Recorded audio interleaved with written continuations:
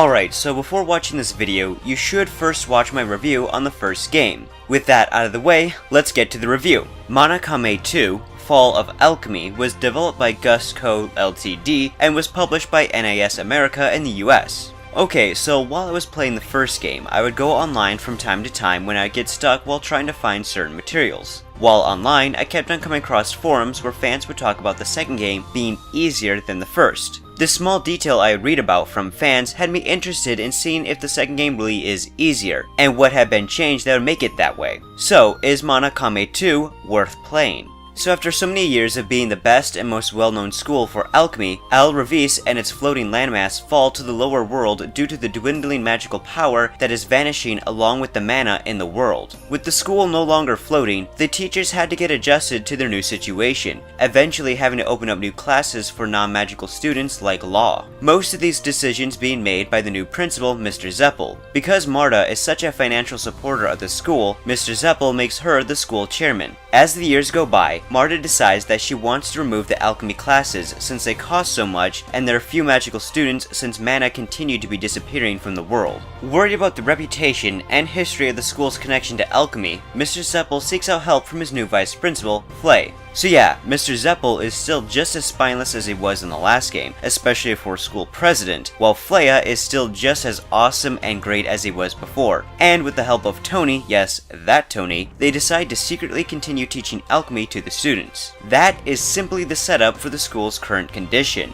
You see, there are two storylines that follow either Raz or Ulrika. First we have Raz, whose story you should play first, something I'll get into later. But Raz's story involves him being a servant to a rich girl named Lillian, who gets accepted into Al Ravis. While at the school, you learn that Raz does not get along well with Mana due to an incident between Mana and his grandfather, which could have been interesting if it weren't for the fact that Raz himself is kind of a jerk. I mean, yeah, don't get me wrong, Lillian is quite the bitch and is easily my least favorite character in the game, but once you find out why he hates Mana, it ends up kind of being dull. The idea of someone hating Mana and getting a weapon from a sketchy character that is meant for killing Mana could have been interesting, but the execution just wasn't as good as it could have been. At the very least, the rest of the characters are all quite likable, like Yoon, a cool-headed Mana, Et, a strong and energetic girl, and Puyuno, a girl who was raised by Punis whose voice might get on some people's nerves. Then we have Ulrika's story, which focuses around her getting an orb from an old man when she was younger, which she was told to keep safe. She and her friend Chloe are entered into Al Ravis, and while there, the orb hatches into a baby Mana that she must take care of. Personally, I like Ulrika's story much more because it actually holds more weight and Ulrika is a much more likable character. Plus, she is accompanied by some more entertaining allies, like Enna, a young boy who is the least interesting character and likes machinery, Chloe, who is a witch who likes to practice incantations on people, making her one of my favorites, Pepperonico, a large and well-meaning fairy, and Goto, a suave man in a cat suit who has some of the funniest lines in the game.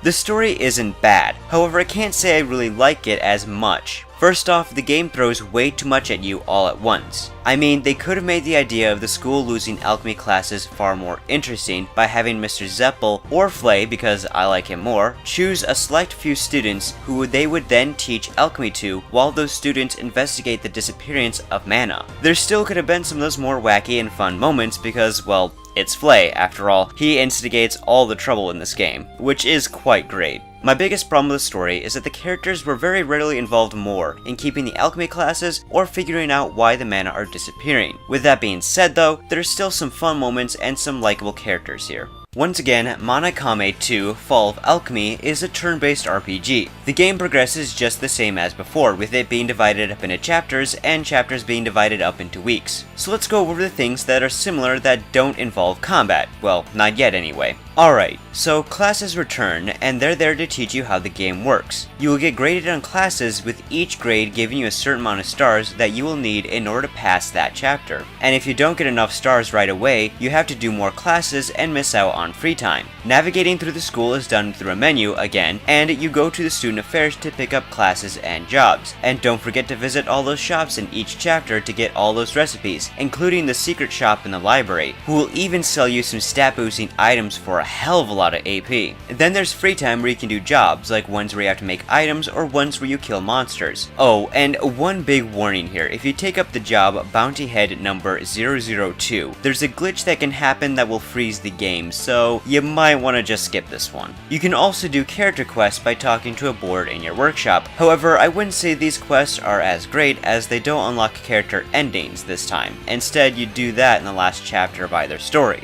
There are some characters with more interesting quests like Yoon and Goto, but if you do all the character quests for a character, you will unlock some extra support synthesizing skills and a new class title. Okay, so let me explain this one. A new part of the game is class titles, which can also be unlocked by completing so much of your grow book. These class titles each have different kind of effects, like increasing stats, making some items more effective in battles, or lessening the amount of SP you use. Because there are class titles for each character, you can really customize your team, which helps make each character really stand out a bit more. Oh, also during free time you can visit the student store to use the bazaar, where you can sell some of your own items to make some extra money. At your workshop, you can set your party members to do tasks, save your game, and most importantly, you can synthesize items at your cauldron. Synthesizing has been tweaked a bit. I mean, yeah, you'll still need to gather materials to make items, and characters can help give you some new recipes while synthesizing certain items, or you can use different materials in certain recipes to create all new items. However, there are now two major changes. The first one being that you can now synthesize everything from healing items, other materials, and weapons and armor all at the cauldron, which helps make synthesizing much less aggravating than it was in the first game, where you'd have to run between two different rooms. Secondly, there is a new feature when synthesizing items. The best way to explain this feature is with an example. In the game, there's an item called polish powder that is often used in other recipes. Let's say you're working on making a perfect knife, but while selecting the materials to synthesize the weapon, you find out you don't have any polish powder. Well, thankfully, you can still select polish powder, and the game will take you to the polish powder recipe so you can make some more polish powder.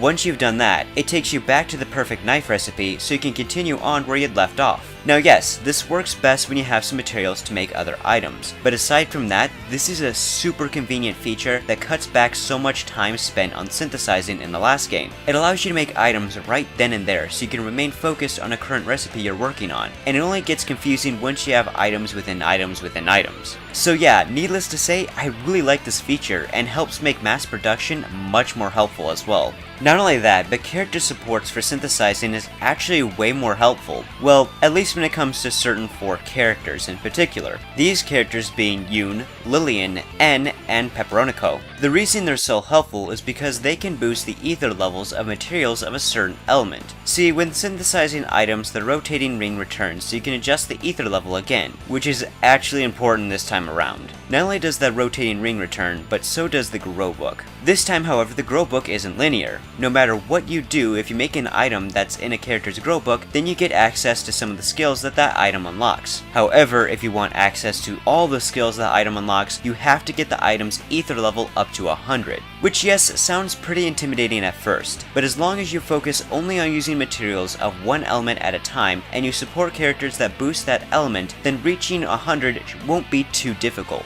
Although it can get annoying when you run into materials that can cause ether levels to go down when paired up with its element. These materials have blue numbers rather than red, so you can counter this by matching the material up with its opposite element. Oh, yeah, and you still need to spend AP to unlock skills in the grow book, and adjusting the ether level does give items and materials different effects. Dungeons are an important part of the game as well, and have also received a few changes. The map returns, which now gives more specific markings of where you can gather materials and where you need to go in the dungeon in order to progress through the story or to finish a job. When gathering materials like stones, vegetation, or fish, you will now have to play little mini-games. The mini-games aren't too hard, and even if you don't do too well, you can still get a decent amount of materials at once, which helps so you don't have to go gathering too much. A day and night cycle returns as well, and enemies are just as annoying at night as they were in the previous game. Not only that, but there are also more often save points in dungeons, which not only heal your characters, but will also allow you to camp at them.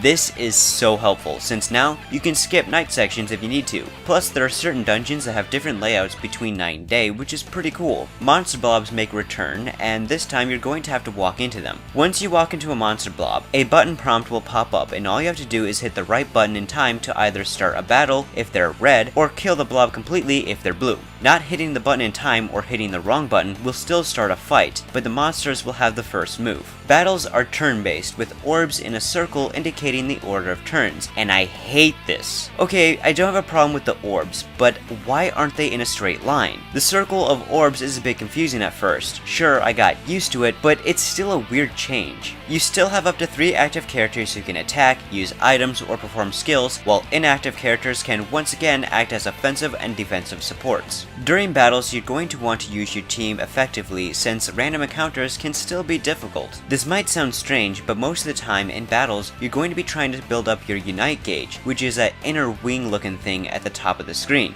Once full, you're in Unite mode, which not only makes your attacks a bit stronger, but also gives you access to intimate strikes and supports, which you will unlock later on in the game. So the way intimate strikes work is that when attacking an enemy, you can chain your attacks with your support characters, and if you have at least 2 support characters able to attack the enemy, then you can have one of them perform a support strike, and the other perform an intimate strike. The intimate strike acts as a very strong, powerful attack that is very helpful during boss fights. Intimate supports act the same way, but when a character is being targeted by an enemy, so use a support character for defensive. And much like regular defensive supports, different characters can give different benefits and buffs to your party when used as intimate supports that are often better than regular defensive support skills. Using intimate strikes and supports will really drain your Unite gauge to help balance things out, so understanding your enemy's weaknesses will help you get back into Unite mode faster and really help you out in battles. While in Unite mode, you can also fill up your finishing gauge, which is that outer wing looking thing. With this bar full, you'll be able to perform a finishing strike, which is a powerful damage dealing ultimate move, just like in the previous game. I wouldn't say that grinding is important in this game, but it can be helpful since you get a decent amount of AP from certain dungeon monsters. When you first play the game, you have to start off with Roz's story first. Once you have beaten his story, you can then move on to Ulrika's story, with all the recipes you completed transferred on over, which helps make her story much more easier to play through. The reason you want to play this game in this order is because after you beat Ulrika's story, you will have access to Final Mode, where you can have all the characters available to you and switch them in and out of your party by talking to Flay. This also unlocks a bonus dungeon that definitely proves itself as one of the most difficult dungeons in the game, as well as having some final weapons for your characters. Plus, you can now travel to all the dungeons in the game, which will help you finish certain recipes that needed materials from the dungeons of the other story. So once again, we have a bit of a mixture with 2D sprites with some 3D-ish environments. The environments this time around to me seem to have more detail to them and are quite colorful. Not only that, but the dungeons just stand out far more from each other. Not to say they didn't in the last game, but here there are just some far more interesting dungeons, like one that's fully underwater, a snowy mountain with some icy areas, and a dungeon with a rising and sinking tide, and so much more.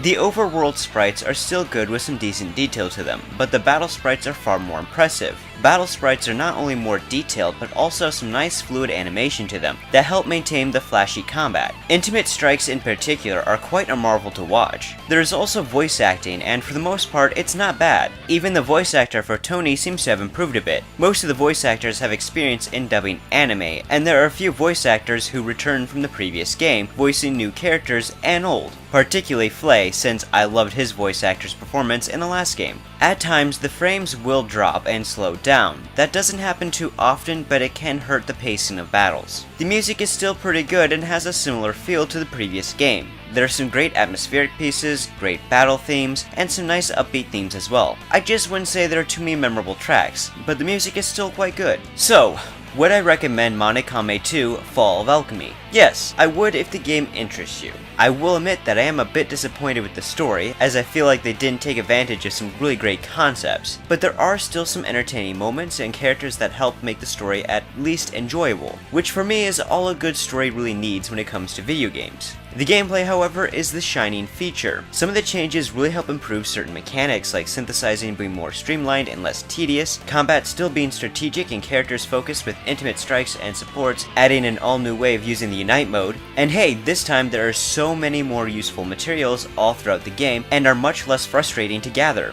The game's not perfect though, like yeah, it's great the girl book isn't linear, but it's annoying that you have to get an item's ether level up to 100 just to get all the skills. It's a tedious and annoying roadblock.